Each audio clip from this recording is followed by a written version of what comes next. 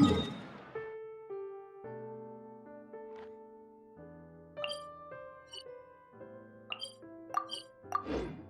no such thing.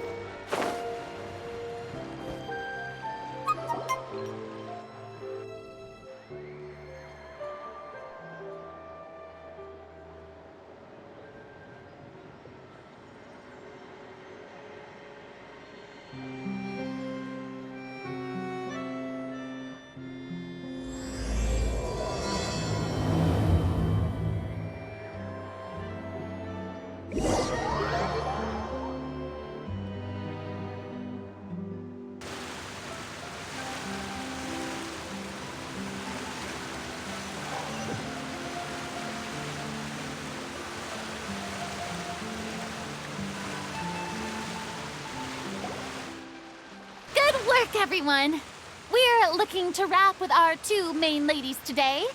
I can already smell our success.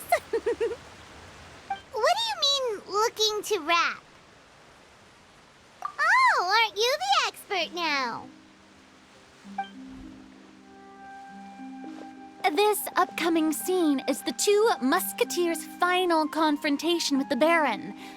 There will be quite a bit of action, but no choreography beyond what we've already rehearsed. Anyway, get ready. Lights, camera, action! The view is beautiful tonight. It reminds me of that fateful night 10 years ago. And now that I've said it, I can even make out the faint fragrance of herbal tea in the air. Enough, villain! It's time that you pay for the death of our mother! My dear Iris, have you forgotten your manners? How can you speak like this to your own father? I'd sooner swallow all of my teeth than call you father. What did I expect? Seems the daughters have turned out to be just as obstinate as their foolish mother. In this world, mora and status is everything. She thought she could blackmail me using her children and force me to grant her recognition and concessions? Ah, how naive can a woman be? Mother never asked a single thing of you. All she wished was for us to live a peaceful life, just like the others. It was you who personally brewed the poison of prejudice and sent Mother to her death. Compared to that deadly poison, the 2 bullets that will soon pierce through your heart will be like sweet mercy. And that's exactly why I said you're just as naive as her. Did you really think 2 muskets would be enough to defeat me? So let's see. What is stronger? Mora and power, or the 2 muskets in your hands? Get them! Tulip! There are too many of them! It'll be okay. We'll cover each other, Iris. And Mother will be watching over us, too.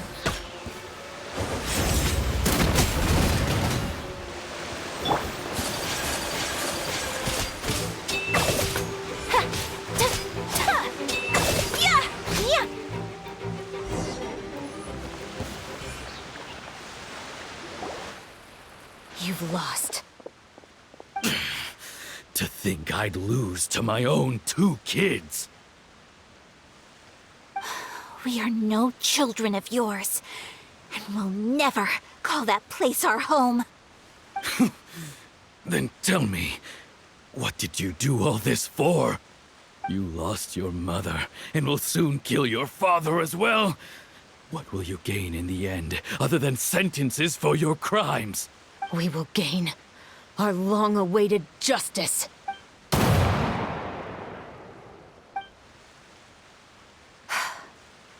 It's over. Finally, it's over.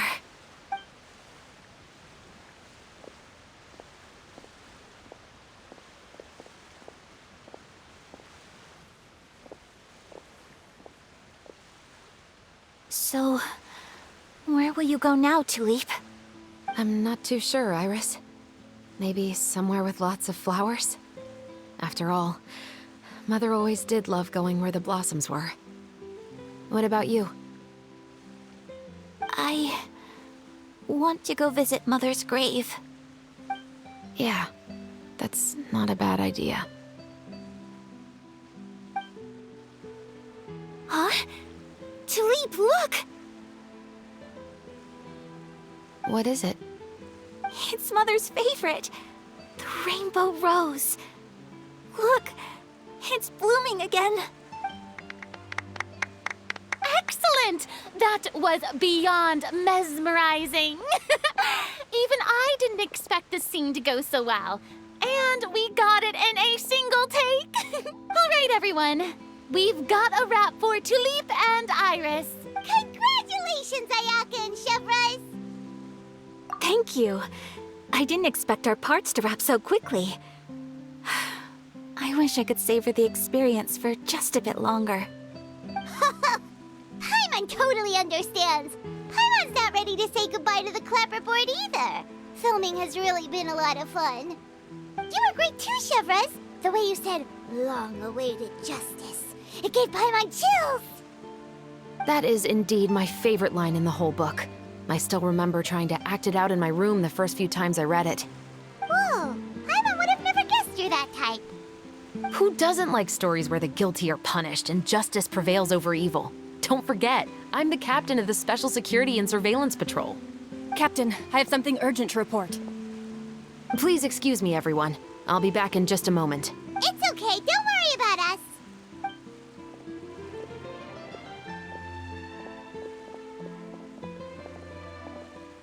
Oh? Was she whisked away by work already? I was just about to tell her how great she did. It seemed like some urgent official business. Then perhaps we should thank the stars that we were able to wrap both of your parts so quickly today. Switching around the filming schedule would have been a real pain. Anyway, I actually came over to let everyone know that we're all done for today. You can go home and get some rest. And one last thing, Miss Ayaka. Your acting skills today were immaculate as always. Are you sure you won't consider taking up full-time acting? See, I just happen to know this great troupe that's still looking for a lead actress. Thank you for your kind words, Director Farina. Unfortunately, there are still many matters that I have to take care of back home at the Yashiro Commission. I cannot remain in Fontaine to pursue an acting career. Nevertheless, I will make sure to treasure this incredible opportunity in my heart. Oh, that's a shame. But I understand. Just let me know if you ever change your mind. I believe it's also about time for me to take my leave. But hopefully I'll see you on set over the next few days. Even though my part's wrapped, I'd still like to swing by and help out the crew. See you tomorrow, Traveler and Paimon. Yep, see you tomorrow. Well, what should we do next? Maybe we'll go investigate the case some more with Chevres today. Traveler, Paimon, please come with me. Huh? Where are we going? You could say that our ship has finally chanced upon one of those small, remote islands of intel.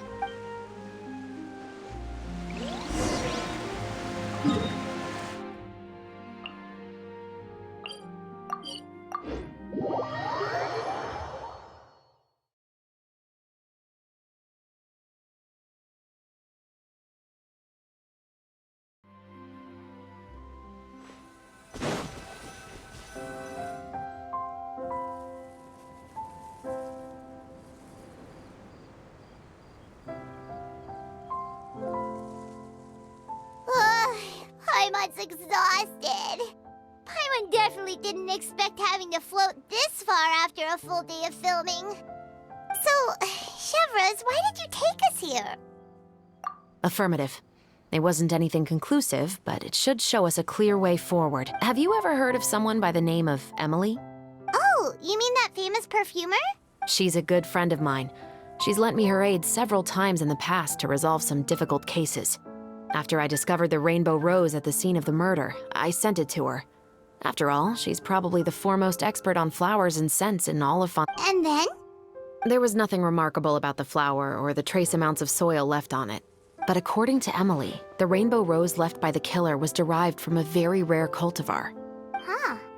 Paimon didn't know that there were different varieties of rainbow rose. Paimon just thought they grew everywhere in the wild. Flowers that are deliberately cultivated will always show some different features from those that bloom in the wild. We already knew that the rose left at the scene belonged to a special cultivar, but with Emily's expertise, we were able to pinpoint the place where it was first picked from. Oh, Paimon gets it now. So whoever first planted that rainbow rose was probably the killer. Precisely. And after we checked what we learned against some sales records from the past, we discovered that there's only one person in all of Fontaine who could grow and sell this specific cultivar. Really? And who is it? It's the novelist. But didn't you say he had an alibi? To be clear, I haven't changed my mind about him. I still don't think he was the one who pulled the trigger. However, that doesn't mean the true culprit never visited him at his home or never purchased a rainbow rose from his garden.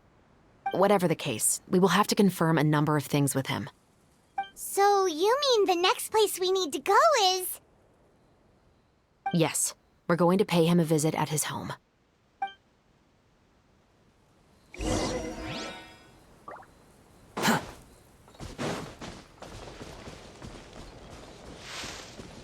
Squall Fury!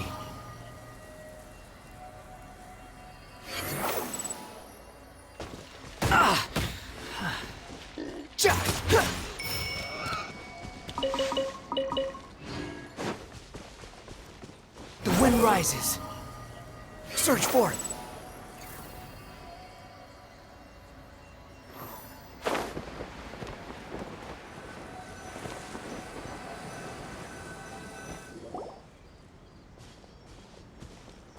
That should be his house.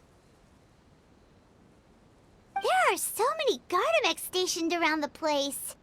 That's pretty unusual, right? According to what he told me last time we spoke, he hired them so he won't be harassed or disturbed. Huh. So there are a lot of flowers in his garden, but Paimon doesn't think we'll be able to pick one without alerting the guard. Right. Which is exactly why I think there has to be a special connection between him and the kill. So, should we knock? Just wait here for now. I'd like to take care of a number of those Gardamex. But they're so far away. How are you planning to do that? Don't forget, Paimon, I'm actually the real-life captain of the Musketeers.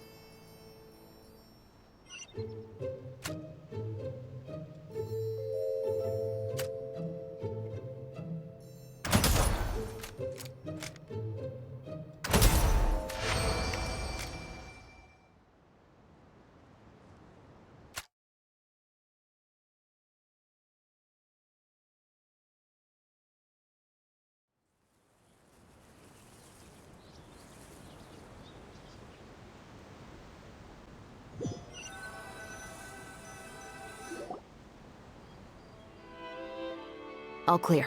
Let's go. Wait! Paimon's a little nervous now that we know he could be the killer. Can we go over our plan of action again? I'll go knock on the door and make sure it's safe inside. Once we're sure that we're in the clear, I'll ask him to come with us for a quick round of questioning at the guard's headquarters. But can't we just arrest him? We still have no evidence that he's the killer, or that he lent the killer any direct aid. Still, it would be appreciated if you could pick a rainbow rose from his garden for me while I'm talking to him. It'll help the Marechaussee Phantom confirm Emily's theory. Sure, no problem. Just careful, Chevras.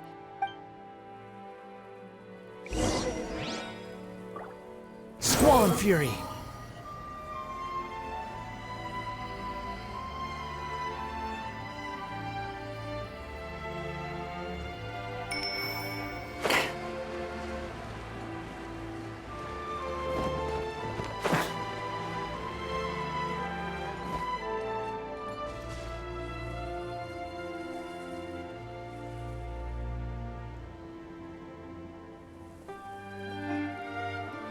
Excuse me, Mr. Baptiste, are you home? Who could it be at this hour? Oh, it's you, Officer Chevras. Would you mind accompanying me to the guard's headquarters, Mr. Baptiste? We would like to ask you some questions about a case. Oh, is it still regarding the murder case from before? I cannot confirm or deny that at this time. So it is then. Listen, I need you to come with me, Mr. Baptiste. Miss Chevras, I'll save you the trouble. Oh, and you two over there? There's no need for you to pick my flowers either. It's not time for them to bloom yet. Oh! Okay.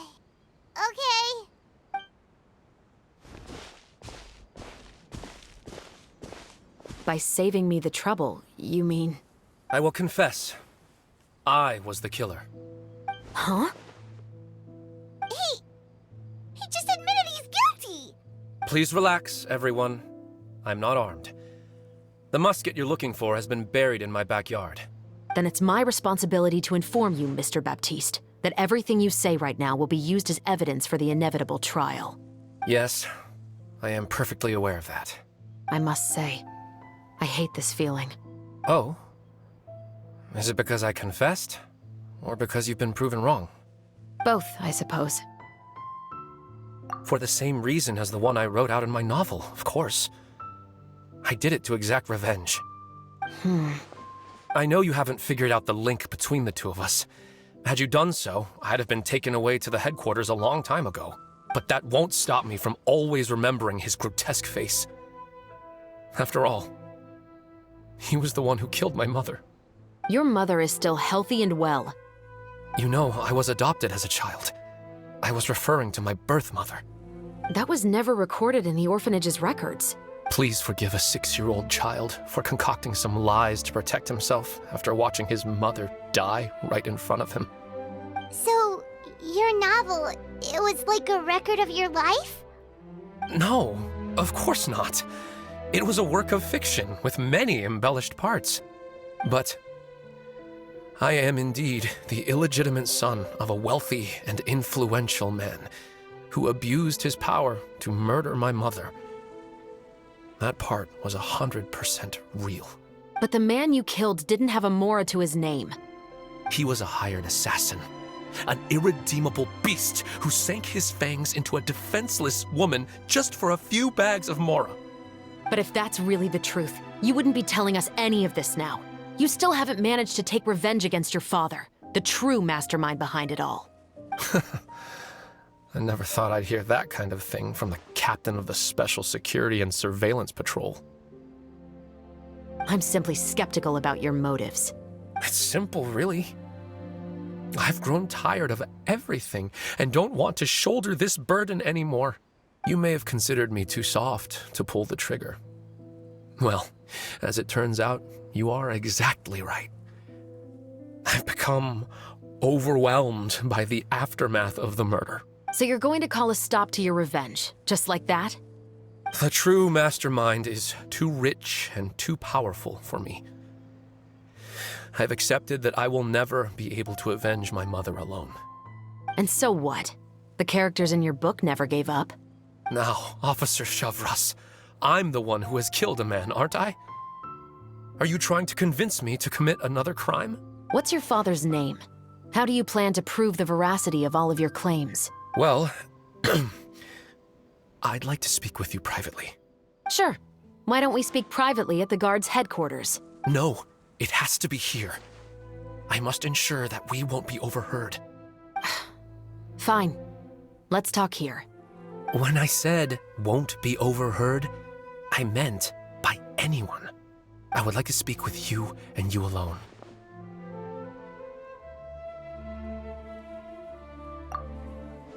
Thanks. I appreciate it. Please stay safe, Chevres. All right, let's hear it.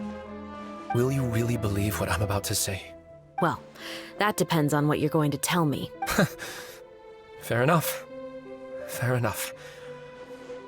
Then listen closely.